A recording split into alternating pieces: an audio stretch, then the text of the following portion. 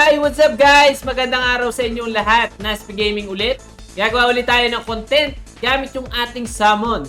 Nagkamali tayo guys last time. And itatama ko yung pagkakamali na yon. Punta tayo ulit sa deck. And tanggalin natin yung ibang summon kasi parang sobra na yan. Sobra na yan, Insan. Gamitin ulit natin tong lineup na to. Pero babaguhin na nga natin yung mga skills niya. Palitan na natin to. And kunin natin tong Inferno. And this one naman, dito naman, parang sobra na siya sa sustain. And hindi na tayo makaporma. Dahil sobra na tayo guys sa summon, tatanggalin natin tong Little Ninja. And papalitan na natin to ng Poison Bomb. Check lang natin kung ano mangyayari pag pinalitan natin to. And I think sobra na din tong ano. Dahil may detonator na tayo, tatanggalin na natin tong Stonewall. And I think mas maganda kung gagamitan ko to ng gain energy na lang. Para sobra na din. 1, 2, 3, 4. Okay na din siguro to guys. Check muna pala natin guys yung charms natin. So tayo sa equipment. And tingnan natin kung ano nga ba yung pwede pa natin baguhin. Dahil nga yung mga equipment na to and charms ay malaking bagay pagdating sa arena battle. Okay na to, Dragon Charms para sa Psychic. At ito naman Speed ay para naman sa Ninja. Check lang natin. Torrent Water. This one is Kunoichi. At tayo nyan. Ito Raging Flame. Ito naman ay Poisonous Bomb. So ito Torrent Water, Thunderclap. Di tayo gumagamit ng parehas na yon. Ang gagamitin na lang natin ay itong pang Poisonous Bomb. So, retain lang yan guys. Dito naman sa Guardian natin guys ay mukhang okay naman na kasi nagamit natin yung Thunder Set. So, makakuha tayo ng 10 HP per summon or 10 HP sa lahat ng summon every charm. So, tatlo yan plus 30 and dun sa set 2 makakuha tayo ng plus 20 and dun naman sa set 3 ay makakuha tayo ng 50% na special gauge pagka simula pa lang ng laban. So, click na natin tong home.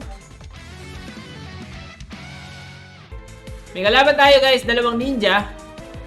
Gagamitin ko muna to guys, yung fireball. Sa likod na lang. Kasi, yun yung tingin kong malakas. Dahil dito sa charm na may burn. So, poison team siya, tropa. Kukontrahin natin yan ng hyper repair. Boom! Critical. Critical yan kasi automatic. Pero nag-add ng critical lang yan dahil dun sa dragon set natin. So, 7 energies. Kumpleto nga ba mangyayari? So, Raging Flame na natin to. And Poison Bomb. Gamitan na natin din ng Little Ninja. Next turn na natin gagamitin yung Little Thunder natin. Patay na yung kanyang little cannon. Puro little guys. Little. Sakit talaga. Sakit talaga ng Poison Slay. So 27 na. Yung poison ni tropa. Heal tayo. Heal tayo malala para mamalay poison. Gamit tayo nitong energy gain. At itong Angel Heart.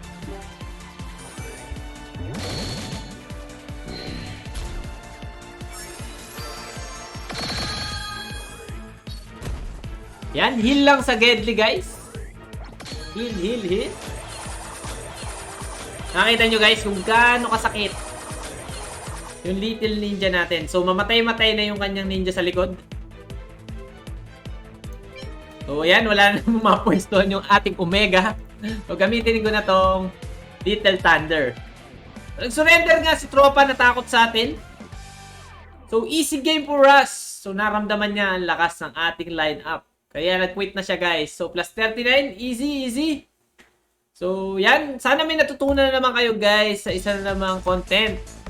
Kung paano nga ba pasukuin yung kalaban gamit yung ating summon team. Let's go! Kung nagustuhan nyo ng video ito, please like, subscribe. And pa-share na din guys. Kung mabigat sa inyo yung subscription, pa-share na lang at pa-like. Sa susunod guys, magpuputihan pa natin sa summon team natin.